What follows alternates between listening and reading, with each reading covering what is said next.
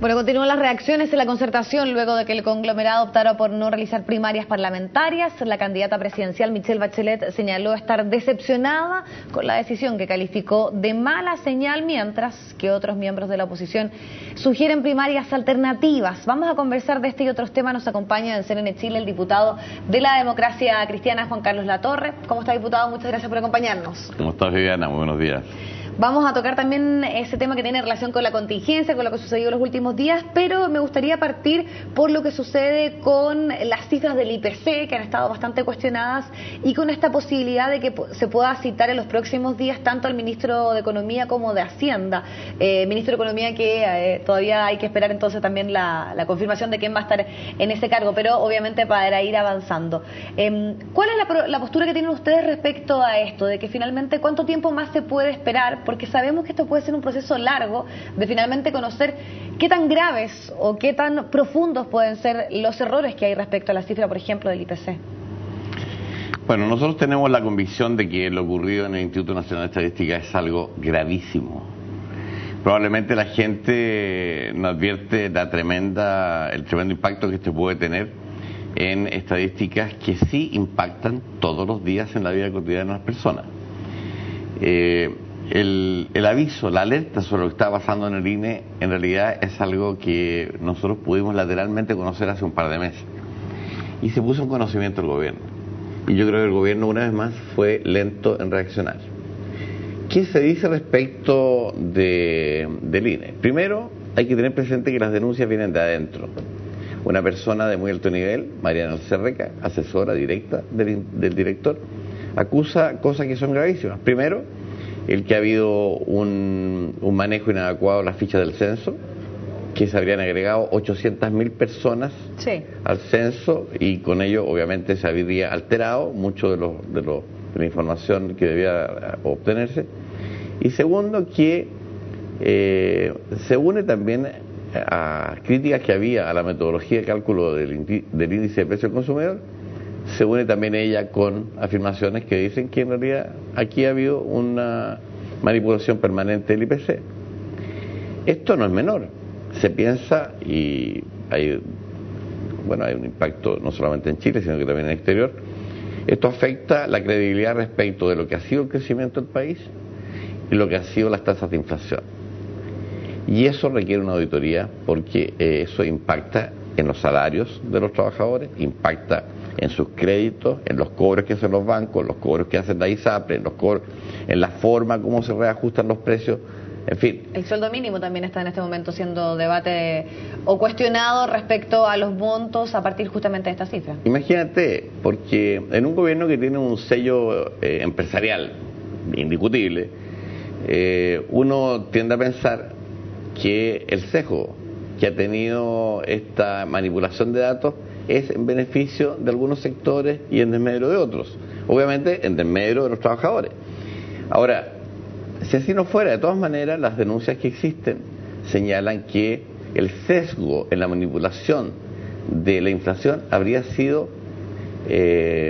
claramente para acreditar una inflación menor que la que efectivamente estábamos teniendo año a año. Diputado, detrás de esto, ¿usted cree que hubo una intención? Acá hay finalmente, estas cifras se modificaron o finalmente no nos entregan un IPC correcto porque hay aquí una cierta búsqueda de algún fin, o más bien corresponde esto a un desorden, a una negligencia, podríamos decir, a una metodología que no es la adecuada.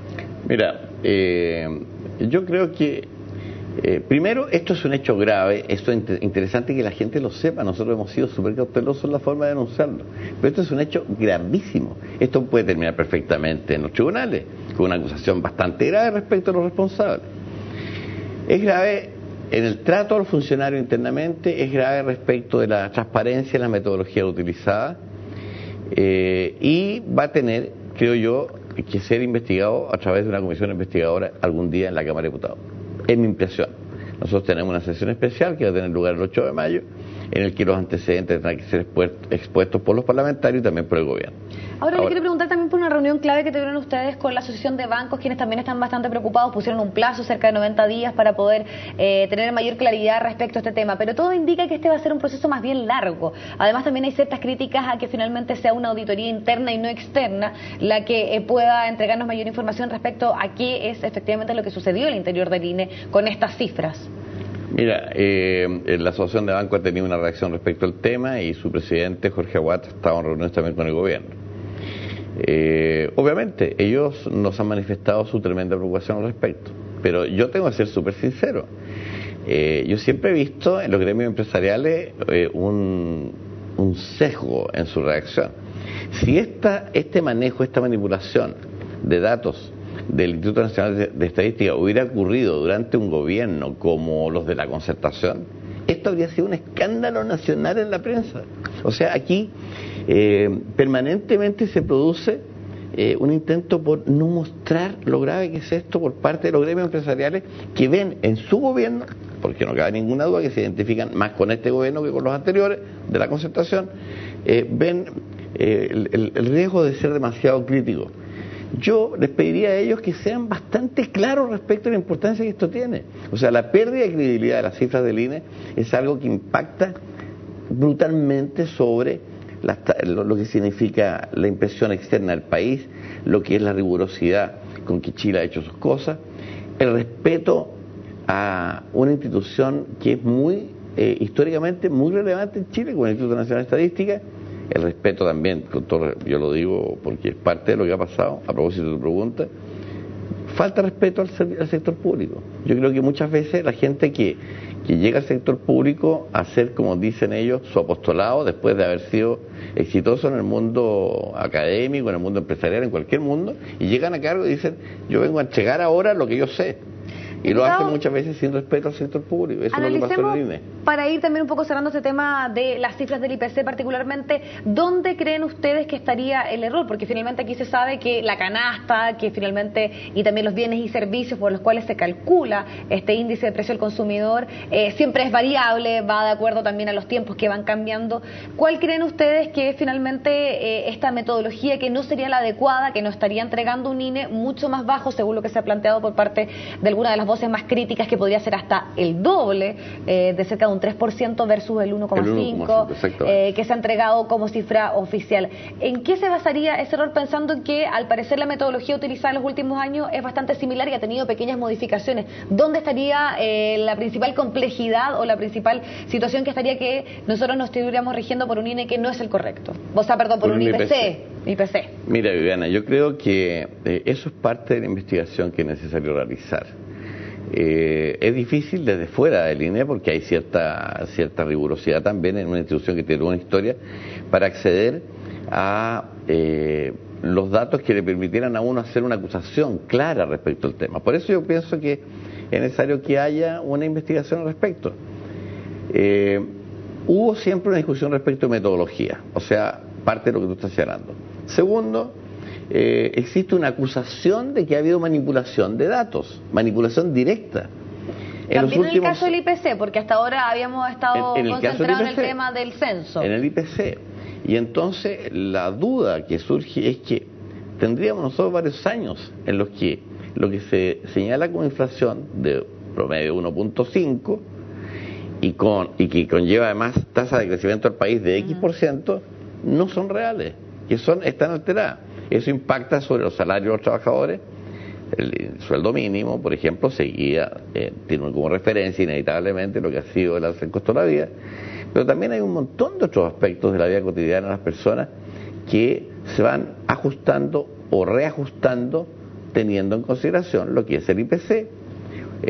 La UEF es una forma automática de expresar lo que ha sido el índice de precio al consumidor en el costo de las cosas. Diputado, entonces en concreto hasta ahora sigue en evaluación la posibilidad de una comisión investigadora y durante estos próximos días ustedes esperan reunirse para poder tener mayores antecedentes. Yo creo que la idea de una comisión investigadora es prácticamente inevitable y tenemos una sesión especial que está fijada para el día 8 de mayo donde los parlamentarios tendremos que resolver cuál es el camino a seguir Yo tengo ¿Usted cree que tiene que terminar esto una acusación constitucional contra el ministro Pablo Longueira? Al parecer ya ha ido un poco perdiendo fuerza, pero primeramente se hablaba de la posibilidad de que esto terminara en eso.